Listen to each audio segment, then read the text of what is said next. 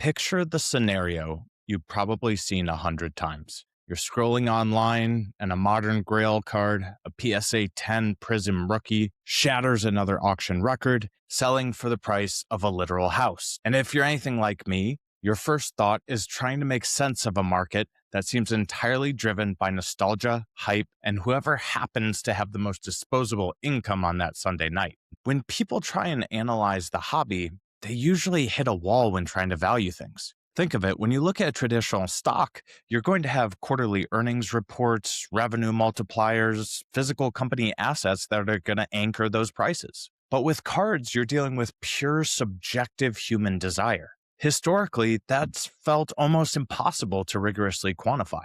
But the reality is, it isn't impossible anymore. What I want to walk you through today is a data framework that I call the Slabnomics LCD System. The goal is to treat the sports card market exactly like the S&P 500, taking Wall Street level statistics and applying them directly to trading cards to separate the true foundational icons of the hobby from the temporary noise. Now, this is a massive departure from simply looking at the most expensive cards. In today's exercise, we're going to apply a rigorous mathematical framework to Panini Prizm across 3 different sports: basketball, football, and soccer, across more than a decade of releases. And what are we looking to find? We want to map the actual gravity of these players and how that impacts the set. So the entire system relies on one core concept: the gem market cap.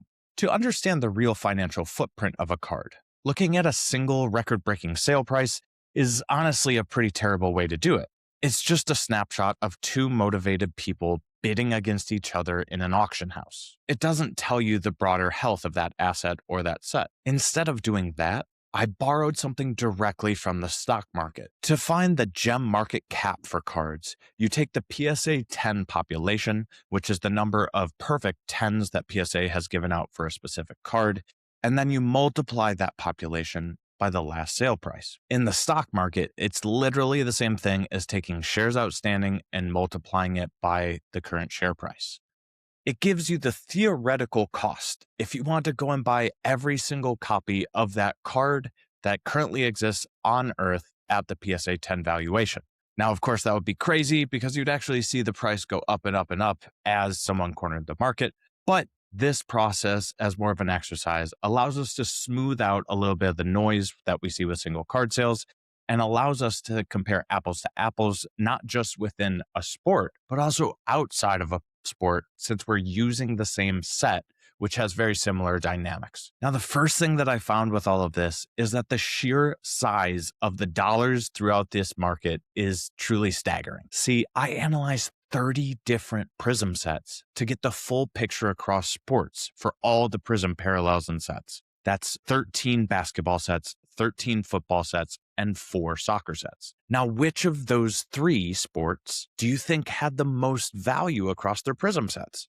Now, if basketball was your answer, you were 100% right. It came in with values for these base and silver parallels, only for the PSA 10s, mind you, at over 52 million. Football, of course, followed that up, but it was only 20 million of value across these. And soccer, of course, only having 3 World Cup sets and 1 2016 UEFA set, really limped in at 4 million total value. But for all of that, in base and silvers, Prizm held $75 million of value. And that's only the sweet PSA 10s of that shiny or dull cardboard. Now, to make sense of where money is truly concentrated across all of these sets, all 30 of them, I'm not just going to be eyeballing a spreadsheet. I'm applying an analytics engine that at first glance may seem like massive overkill for trading cards. But when you see the results, you're going to realize it's not overkill at all. See, the system that I built, which in this case I'm calling the LCD architecture, analyzes these Prizm base and silver Prizm cards from 2012 to current. The reason that I'm focusing on Prizm exclusively is that we have a wide range across a good amount of time period, and because it's been the flagship set for a long time, before Topps Chrome is taking over now. By isolating simply the base and the silver parallels, It allows us to have apples to apples comparisons across these sports, because when you get into golds, things get a little bit wonky and you can't just go by PSA 10s. Now I'm going to give you a little peek behind the curtain as to what I actually ran this LCD system through. The real magic is how I process the data in order to actually get some intelligence from it. For this purpose, I rely on two different statistical tests that run side by side. This allows me to prevent false positives and make sure my data is clean. The first is called the Grubbs test. Think of that as your strict outlier detector.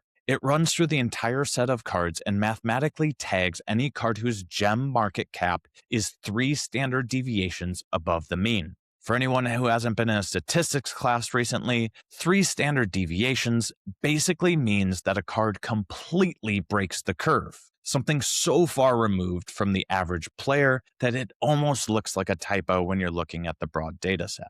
Now, identifying these extreme anomalies is only half the battle. Once you pull the giants out of your massive data pool, you still have to figure out how to group the hundreds or thousands of your remaining cards. That's where the second statistical test comes in, Jenks natural breaks. Now, without getting too much into the weeds, Jenks is an optimization algorithm that looks at all the gem caps in a set and clusters them into tiers or classes, minimizing the variance within the tier. Imagine you have a massive chaotic pile of coins on the table and you're trying to sort them purely by eye. Jenks natural breaks is the algorithm that mathematically finds the exact point where the silver coins stop and the gold coins begin, ensuring no silver accidentally gets grouped with the gold. It finds the natural, undeniable gaps in the data to say that these specific cards belong together. And then there's a massive fiscal cliff before the next tier starts. Now, of course, everything didn't work exactly as planned. See, the problem that arose when I was running these two statistics side by side perfectly illustrates why you have to have both of these running simultaneously. I call it the Brandon Miller problem. In an earlier version of doing this, I ran into a massive scaling issue with Victor Wembanyama in 2023 Prizm. Honestly, it broke the math. Imagine you're grading a high school math test and Albert Einstein sits in on the class and scores 1,000,000%.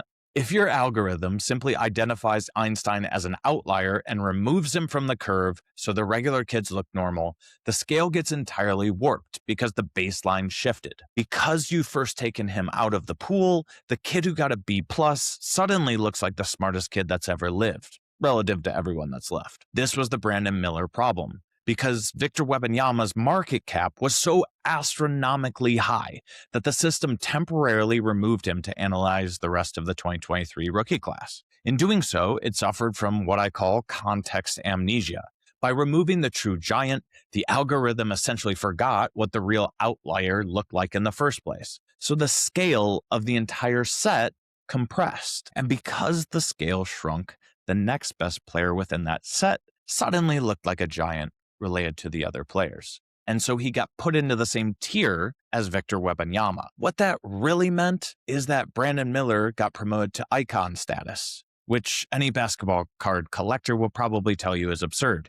He's a fantastic player, but his market footprint is nowhere near a foundational level icon when you look at the entire hobby. And this is what I was trying to do with this analysis. Find out who the data tells us are icons in the hobby. So, long story short, to fix the problem, I made sure that the algorithms would talk to each other and make sure that they could check each other out. The data has to tell the exact same story from both sides. So, Jenks natural breaks isolates a class of cards at the top, but that entire class is only crowned icons if every single card is also independently tagged by the Grubbs test as being 3 standard deviations above the mean. There are no free rides, so if even one card in that top Jenks tier isn't a true mathematical outlier, the promotion is completely denied.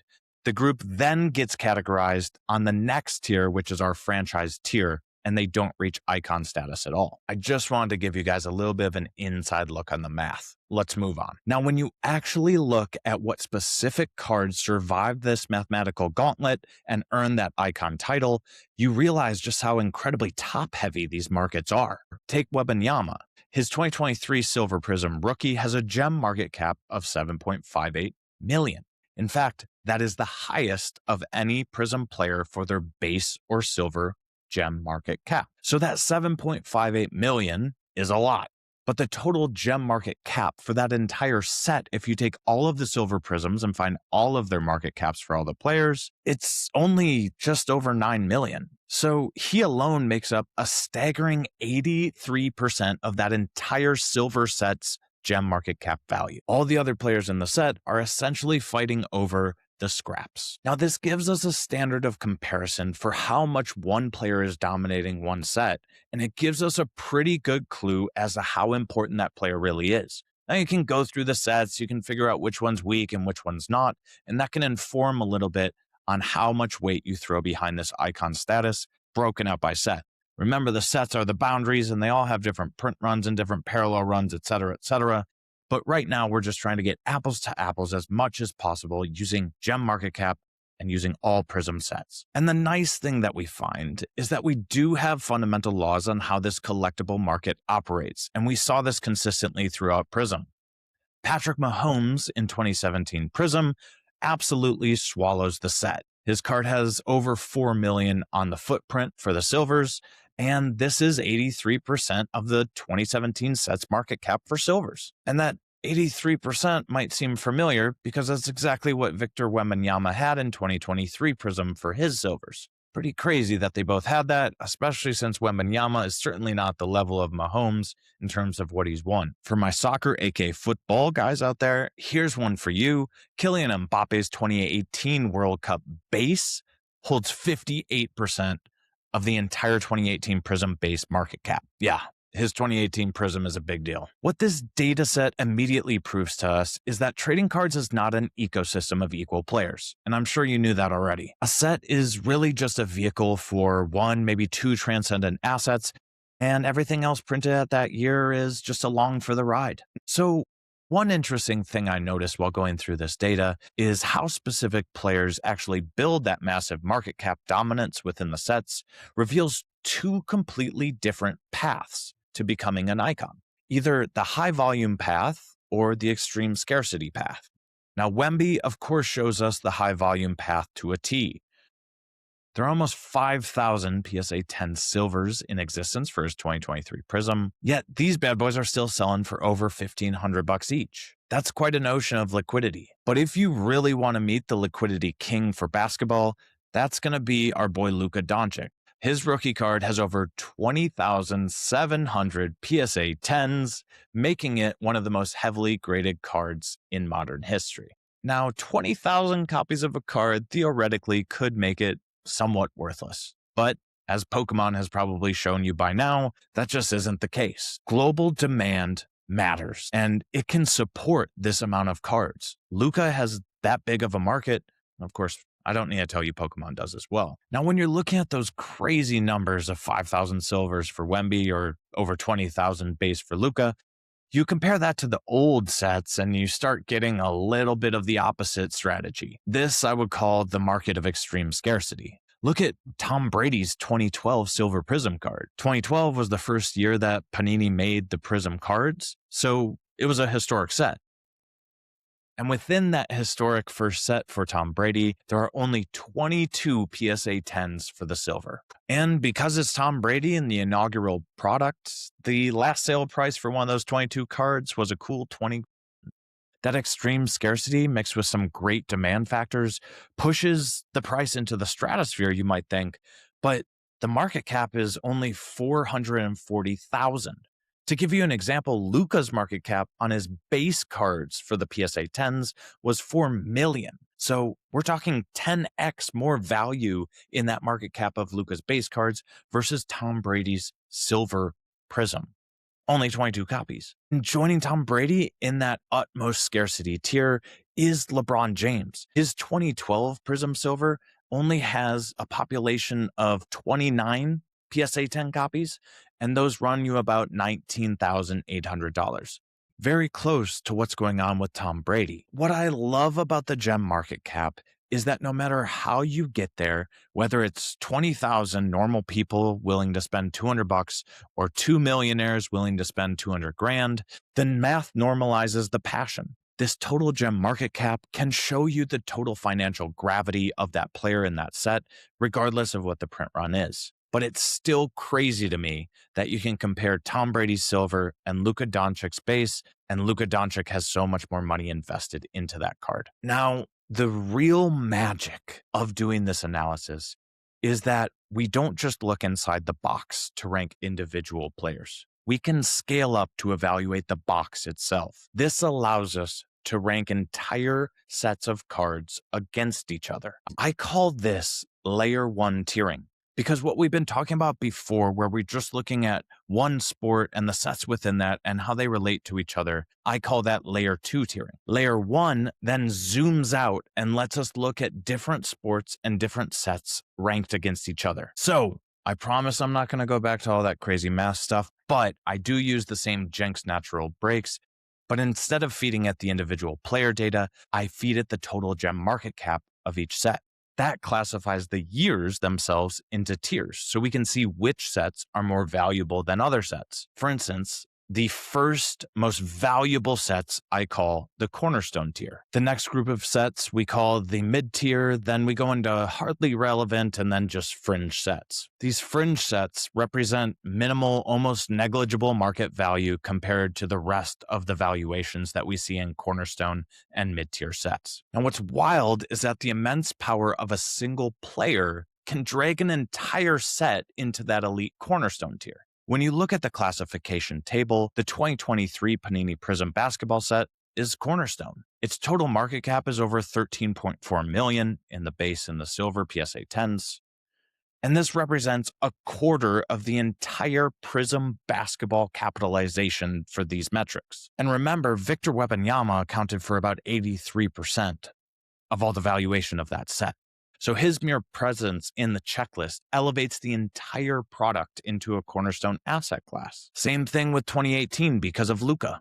It's also a Cornerstone sitting at $12.5 million and also has Shai Gilgeous-Alexander in it. These guys are literally carrying the set. Now, the implication here, the practical implication for you guys is massive for anyone holding unopened boxes as an investment.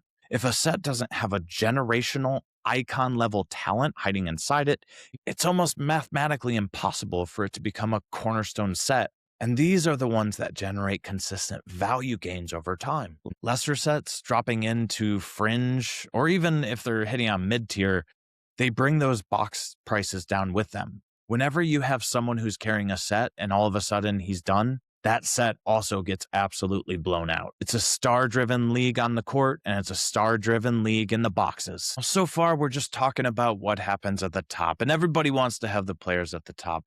But what about the guys in the bottom? The methodology clearly defines the bottom tier for the card levels as well. I call it the field. It sounds polite, sounds like a nice meadow. You go have tea in there, take a nap. But the mathematical reality of landing in the field is absolutely brutal for any collector. It's the same reality that happens when you open a pack. The field is the lowest Jenks class of the set. They're high volume, low price cards, role players, backups, rookies who suffered a bad injury and never got over it. These are the guys you pull out of the shiny pack, realize they aren't the star rookie, and immediately throw them into a shoebox in your closet. Now the data tells us exactly how little financial weight this shoebox carries. Think back to the 2018 Prizm basketball set.